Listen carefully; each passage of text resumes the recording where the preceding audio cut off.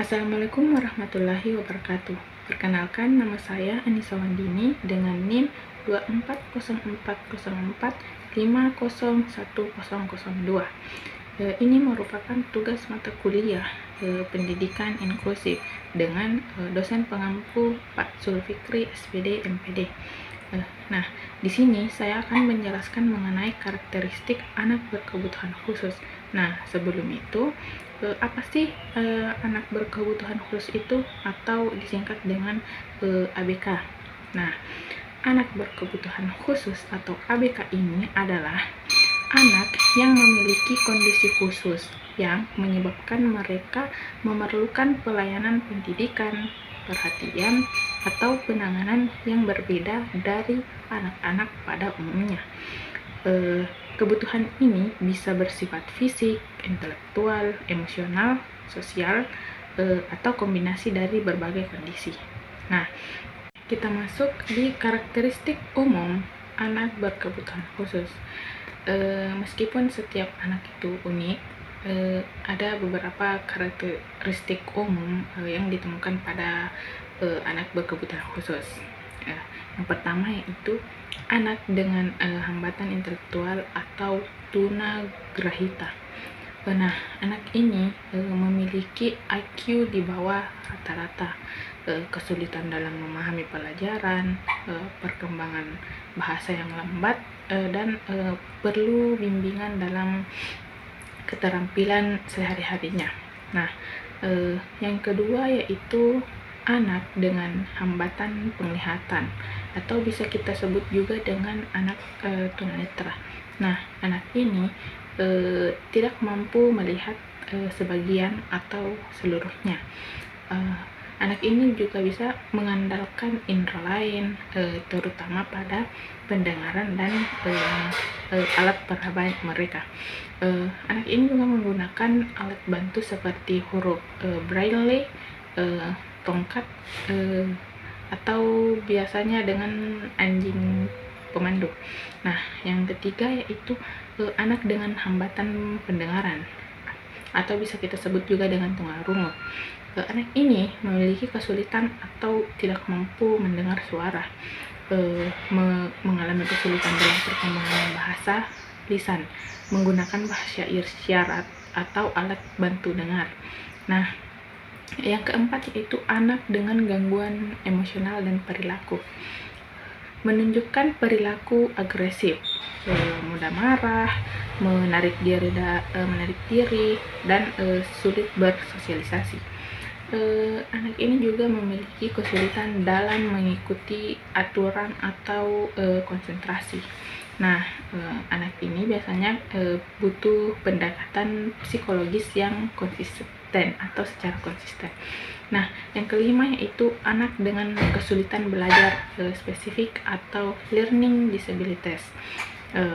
Anak memiliki ciri-ciri biasanya seperti sulit membaca atau disleksia, sulit menulis atau disgrafia, atau berhitung atau kalkulia, kemampuan intelektual normal atau di atas rata-rata. Nah, anak ini biasanya butuh metode pembelajaran khusus yang sesuai. Nah, yang keenam yaitu anak dengan gangguan spektrum autisme. Nah, anak ini memiliki ciri-ciri seperti kesulitan dalam berkomunikasi sosial dan berperilaku berulang atau perilakunya diulang-ulang. Respon terhadap rangsangan biasanya berlebihan atau kurang. Nah, anak ini perlu pendekatan yang terstruktur dan konsisten. Nah, yang ketujuh yaitu anak dengan kondisi fisik atau kesehatan khusus, mengalami keterbatasan gerak, misalnya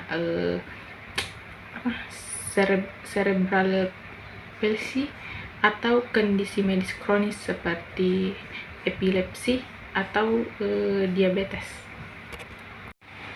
Nah, selanjutnya yaitu saya akan menjelaskan teknik-teknik asesmen untuk ABK atau anak berkebutuhan khusus. Yang pertama yaitu teknik observasi. Observasi adalah cara mengumpulkan data dengan melihat langsung perilaku seseorang. Biasanya digunakan untuk melihat bagaimana seseorang bertindak dalam situasi nyata, seperti di dalam kelas atau di rumah. Ada pula contohnya, yaitu misalnya seorang guru memperhatikan siswa selama pelajaran untuk melihat siapa yang aktif bertanya dan siapa yang lebih banyak diam. Ada pula langkah-langkah observasi yang harus diperhatikan, yaitu tentukan apa yang ingin diamati, misalnya perilaku anak saat belajar. Putuskan bagaimana mencatatnya, seperti mencatat setiap kali anak itu berbicara atau bertanya. Kemudian buat kesimpulan dari pengamatan. Selanjutnya yaitu analisis contoh pekerjaan. Misalnya guru melihat hasil karya siswa seperti tulisan atau gambar untuk mengetahui kemampuan dan kesulitan siswa. Misalnya seorang siswa sering salah menjawab soal matematika karena bingung dengan simbol kurang lebih atau lebih dari. Melakukan tes acuan kriteria atau CRT, di mana ini merupakan tes ini membandingkan kemampuan siswa dengan standar kurikulum. Contohnya tes membaca yang mengukur apakah siswa bisa membaca teks dengan lancar. Selanjutnya inventory informal, yaitu penilaian tidak resmi tentang kemampuan siswa seperti membaca atau berhitung. Contohnya, guru memberi soal sederhana kepada siswa untuk tahu seberapa jauh mereka memahami materi. Teknik yang kedua yaitu analisis tugas, di mana analisis tugas ini adalah cara memecah suatu tugas menjadi langkah-langkah kecil agar lebih mudah diajarkan dan dinilai. Contohnya yaitu untuk mengajarkan cara mengikat tali sepatu. Guru bisa membagikan langkah-langkahnya, seperti yang pertama, pegang kedua tali, silangkan tali, ikat sampul, dan seterusnya. Yang ketiga yaitu teknik checklist, di mana ini merupakan daftar pertanyaan tentang perilaku anak. Anak atau orang tua mencentang pertanyaan yang sesuai. Selanjutnya yaitu teknik keempat, skala rating atau rating scale, di mana skala rating ini hampir mirip dengan checklist, tapi menilai tingkat dari suatu perilaku. Contohnya, seberapa sering anak ini mau berbagi dengan temannya. Di sini ada pilihan tidak pernah, kadang-kadang, sering, ataupun selalu. Yang kelima yaitu interview dan kuesioner, di mana kuesioner ini adalah daftar pertanyaan tertulis, sedangkan interview ini adalah wawancara secara langsung.